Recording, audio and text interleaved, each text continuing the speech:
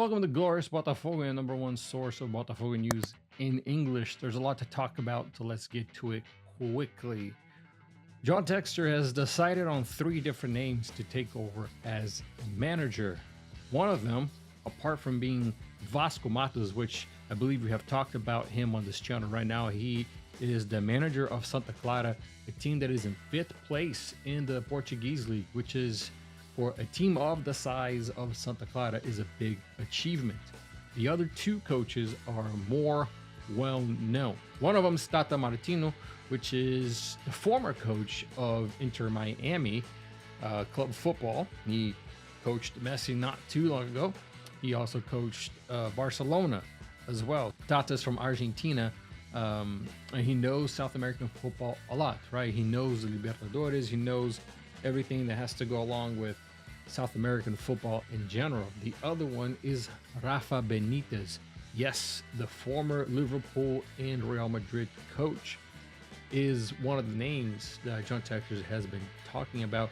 And this is my opinion. It seems like Benitez is Textor's favorite for the spot.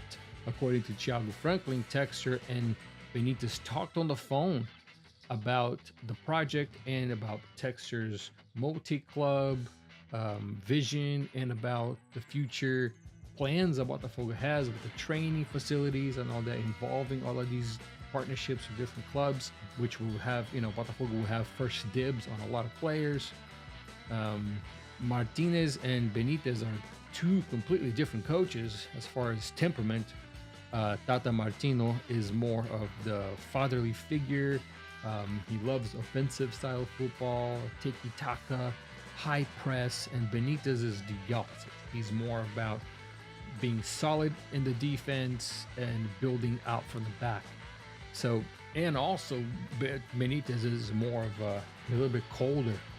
There's been plenty of talks that he has there's plenty of articles you can see that he has no problems in benching the star players or playing them out of position.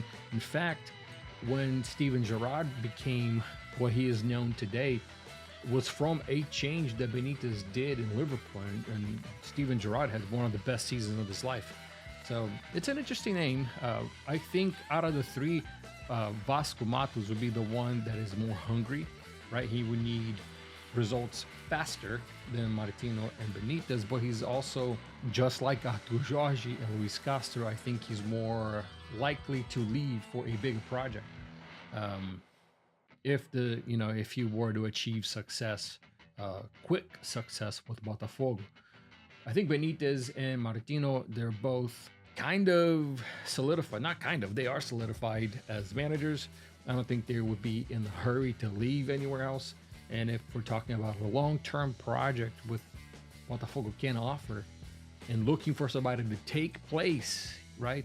Looking for a big name, I think Benitez and Martino are both big names. I think they fit the style better.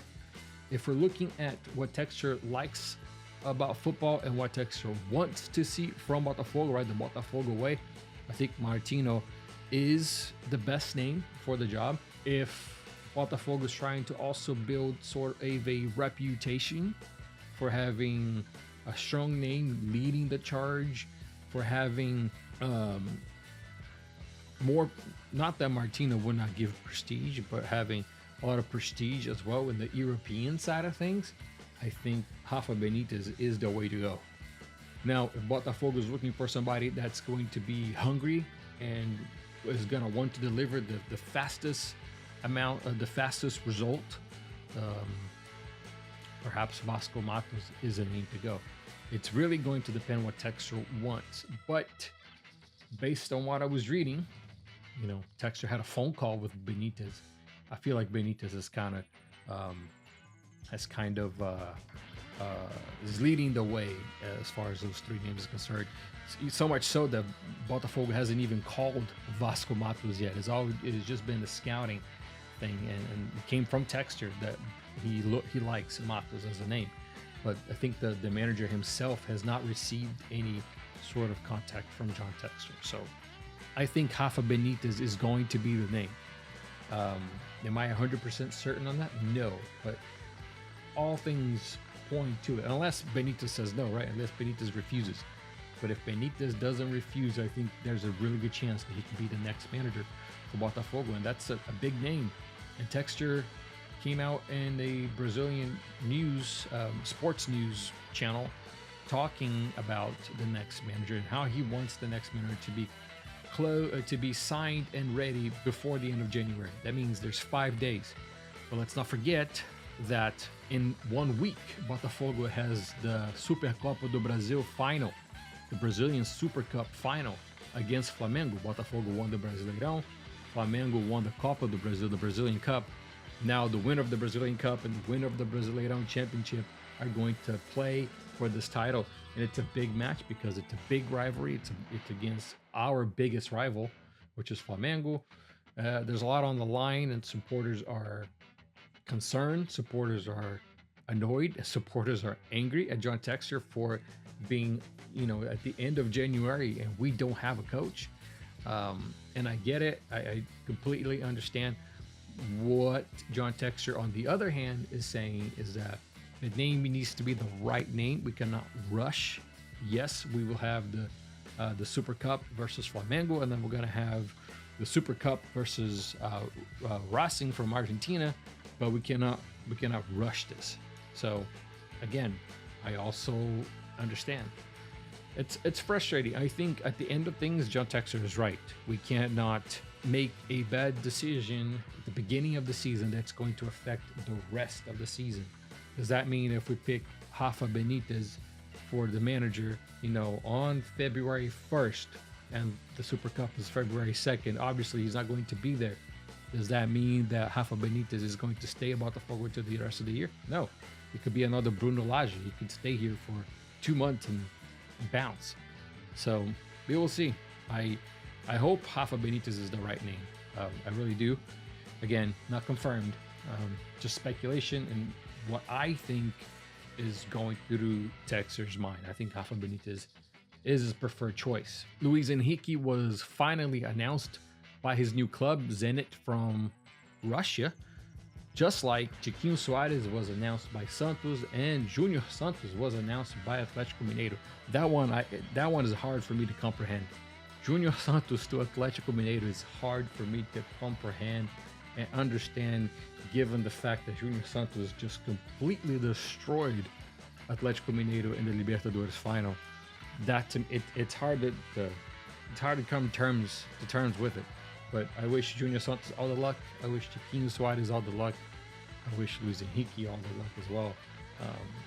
They honored the shirt while wearing it. It's really weird seeing Junior Santos wearing the Atlético Mineiro shirt. I gotta say, it's super weird, but whatever. It was a player's choice. I mean, he's gonna be making a lot of money for the next 4 years. 1.5 million reais guaranteed for the next 4 years. It's a lot of money for somebody like Junior Santos that came from nothing, that 10 years ago he wasn't even playing professional football. I understand. I really understand why he left. Botafogo offered 900,000 a month with a 2-year contract or 3-year contract, and Atlético Mineiro offered 4 years, 1.5 mil. It was hard to beat. For a 30-year-old, he's gonna play until he's 34. Who's to say that he's gonna be at high level?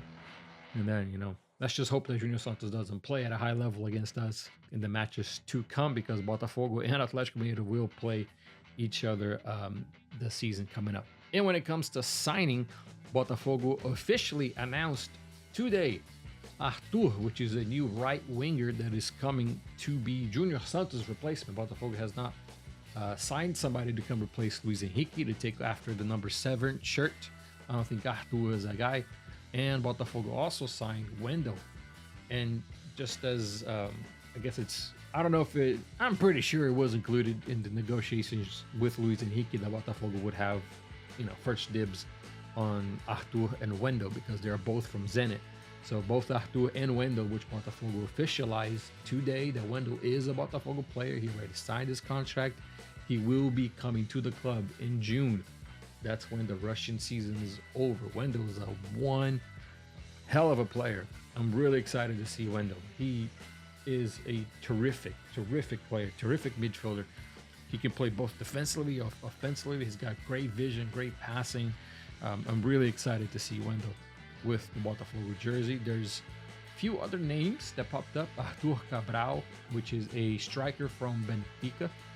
It could be that he's gonna sign with Botafogo after Botafogo and Anderson Lopes did not come to an agreement with the club. Between the player and the Botafogo, everything was good to go, but between Botafogo and the Japanese club, everything fell apart. So no more Anderson Lopes, and now the next target is Arthur Cabral. Botafogo is also after a left back that is from Cuiabá, and negotiations are underway because Botafogo is anticipating in losing Cuiabano. There was a 8 million, I think. I could be wrong. I don't remember off the top of my head, but there was a bid from Fenerbahce. I forgot to say the club's name. Anyways, a bid from the Turkish club, and it seems like it could go that way. If Botafogo is looking for a replacement, I think Cuiabano might be leaving for Turkey. There's so many things going on. There's so many changes. It's hard to keep up. It's hard to say them all in just one video. I know I skipped last weekend, but I'm making a video this weekend because I want to make sure that things are concrete before I give the news to you. I'm not like a gossip channel or any little rumor, anything that comes out, I'm gonna make a video. It's not like that. I want to give you guys concrete news, things that are either 90% or 100% certain. It's hard to, the coach is speculation, all that, but anything else, I really want to make sure it's the right thing. Speaking of the right thing and for certain, Igor Jesus rejected four offers. Igor Jesus turned down 4 offers to remain at Botafogo, which is very interesting. Igor Jesus came for free in the middle of last year, and Nottingham Forest has offered 30 million euros for Igor Jesus to be their new striker. I think it would be to be a reserve substitute striker. I think they do have a starting striker, but for 30 million, I'm very surprised the Botafogo turned it down. Igor is very happy at Botafogo. He wants to stay, and he wants to, especially since he's playing for the national team and staying in Brazil after already playing with the national team because of Botafogo. I think that's why Igor chose to stay. I mean, he turned down 4 offers, from the 3rd place in the Premier League. So that's pretty cool to see. You don't hear that a lot. Anyways, if there's more news, if there's more confirmed news, I will bring them to you this coming weekend. I'm trying to make uploads every weekend, unless there's like so many things going on that get for sure. Like, for example, if Botafogo signs a big player and the manager, it's kind of hard to talk about both in one video. Maybe I'll make 2 videos during the week, but if not, then I'll come back next weekend with the latest, because on Sunday Botafogo plays Flamengo for the Super Cup, and in the middle of the week we play Fluminense. So 2 back-to-back derbies. It's going to be a busy weekend